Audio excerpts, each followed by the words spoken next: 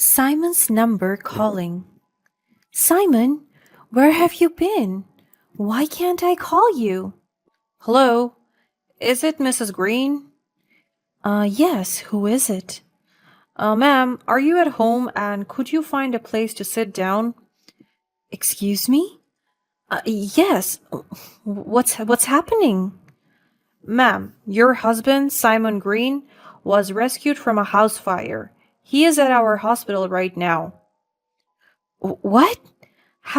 Where is he right now? How is he? I'll send you the address of the hospital via text. Fortunately, your husband is in stable condition. Oh God, thank God. Ma'am, we'd appreciate it if you could make your way to the hospital as soon as possible. Thank you. Thank you so much. I'm coming. I'm Hillary, and I've been married to my husband Simon for almost a decade now. We have had our ups and downs, but for the most part, we have been happy together. Of course, we have had our fair share of arguments, but who hasn't? Our biggest issue was always about our children. We have a daughter and a son who are 8 and 5 years old. It's not that I thought I cared more about them than my husband did, but we had very different ideas about how to raise them. I had always been more focused on their education and making sure they have a good future, while Simon was more laid back. I wanted Simon to spend more time with them, but he had always been so busy with work, and I was left to feel like I had to do everything for them. At first, we were able to compromise and find a middle ground. But as the years went on, our disagreements became more frequent and more intense. I always felt like I was the one who made the compromises just to make my husband comfortable. It got to the point where we were constantly fighting about it, and it was putting a strain on our marriage. I knew something had to change, but I didn't know what to do. I didn't want to give up on my marriage, but I also couldn't keep living like this. It was a difficult time and I wasn't sure how we were going to get through it. I started feeling really lonely and overwhelmed in my own marriage. Simon's behavior had changed, as he seemed distant and uninterested in our marriage. I began feeling like he was getting colder and colder by the day. My mind started racing with all sorts of horrible thoughts, and I couldn't help but wonder if he was seeing someone else. I tried to check his phone, paying attention to his clothes and any other details that could confirm my suspicions, but I couldn't find anything. Simon had always been good at covering his tracks, and I couldn't find a single shred of evidence to support my fears. Then I tried trusting him. I worked on my own self-esteem and convinced myself that I was just being paranoid. Despite my efforts, I couldn't stop the nagging feeling that something was terribly wrong. I was consumed by my fears, and it was affecting every aspect of my life. I couldn't concentrate at work, and I was constantly on edge, waiting for the other shoe to drop. To make matters worse, Simon would be working late sometimes, and he would never even try to reassure me that he got me in the back of his mind. I was always left at home wondering if he was spending time with another woman.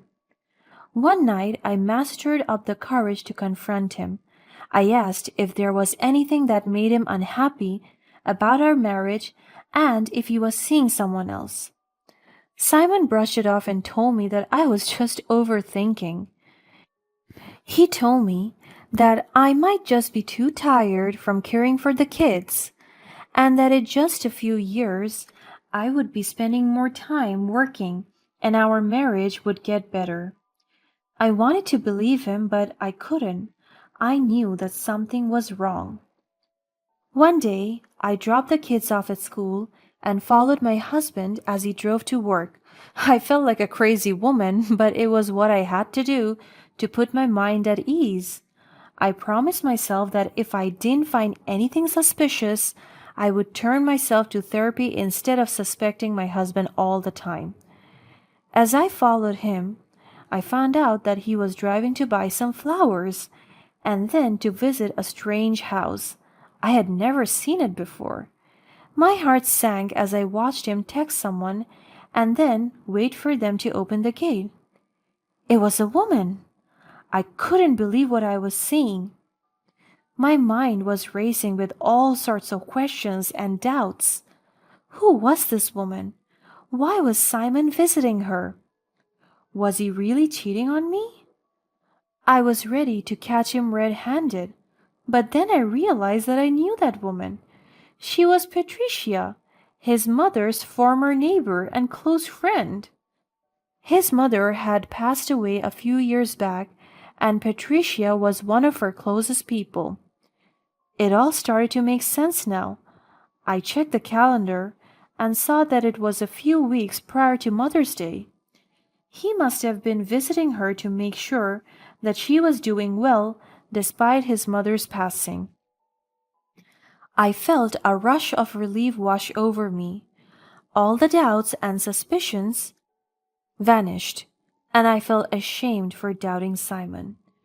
I realized that I had been so blinded by my own insecurities that I hadn't given him the benefit of the doubt.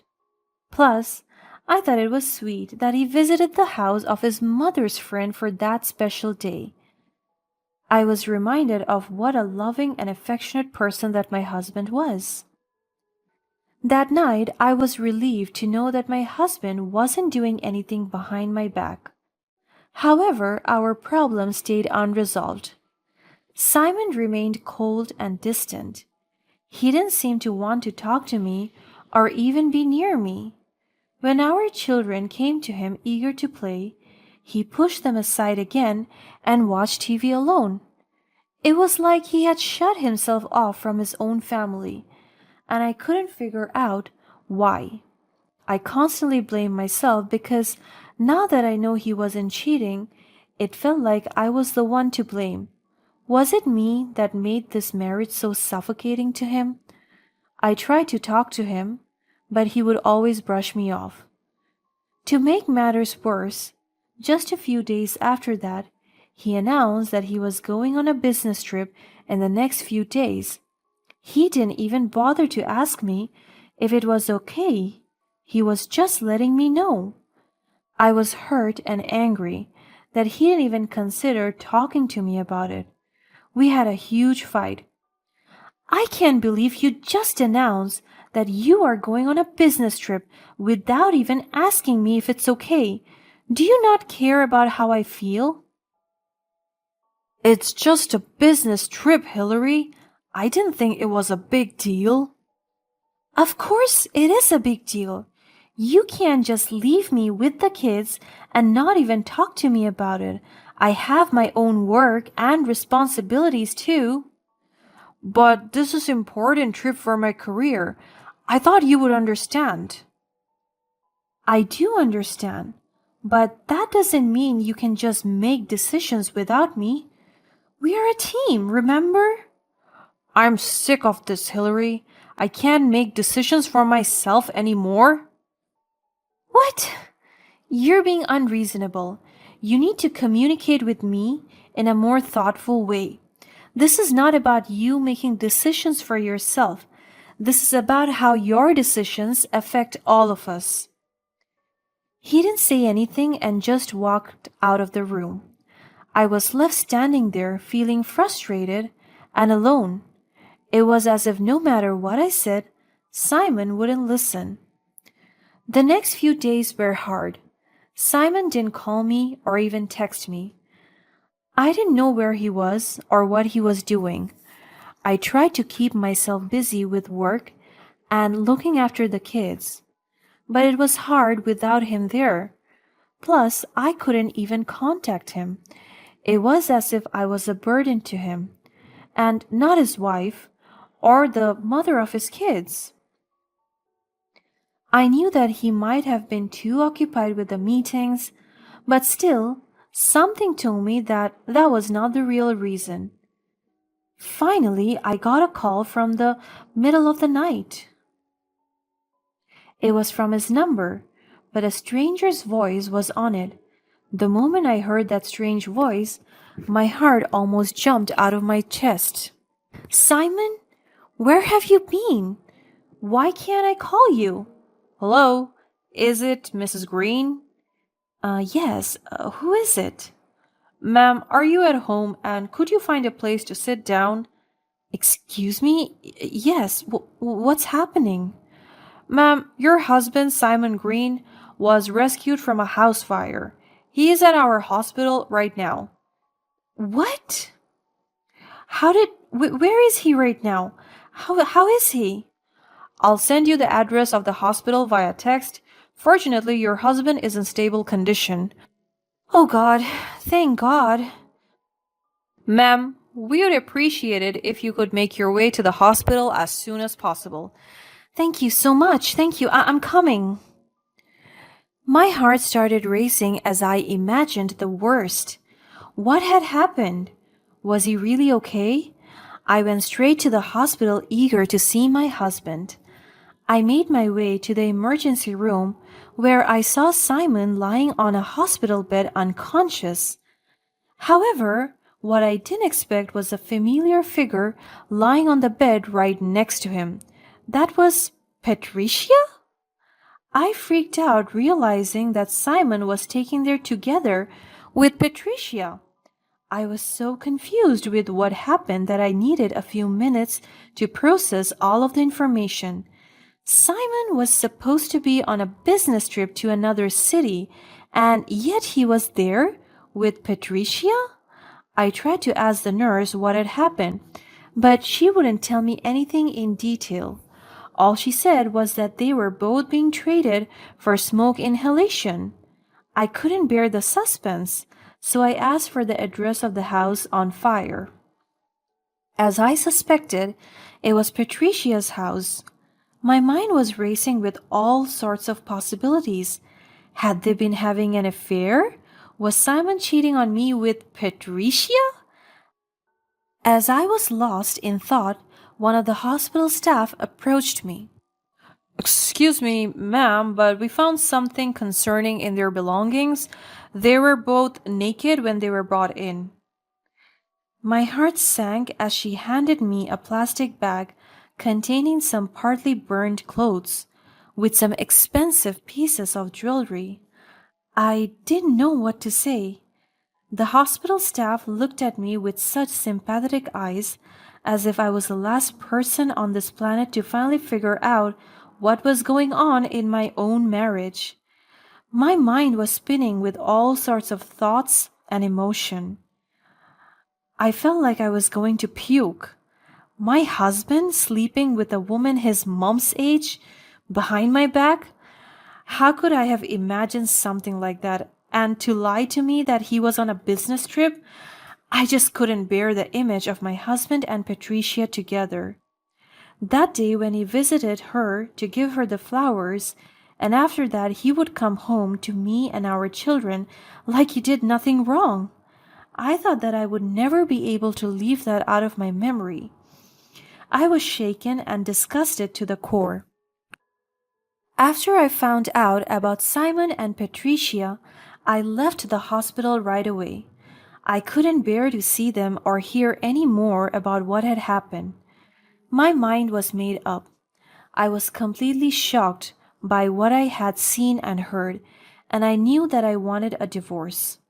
When I got home, I started preparing for divorce immediately. I didn't want to waste any time.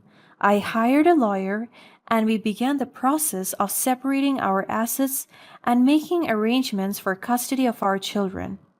What's more, I called the reporters and set up meetings to tell them about our story. They say never air your dirty laundry in front of others, but I disagree. I didn't care about getting embarrassed anymore. I wanted people to know the kinds of people Simon and Patricia were, and the reporters didn't hesitate to jump right into such a hot topic. Cheating husband caught in a house fire? That story should be all over the town's news. It was a difficult time for me, but I knew that I couldn't stay married to someone who had cheated on me and betrayed my trust. I deserved better, and I was determined to get it. In the end, Simon and Patricia were understandably embarrassed in front of everyone we knew.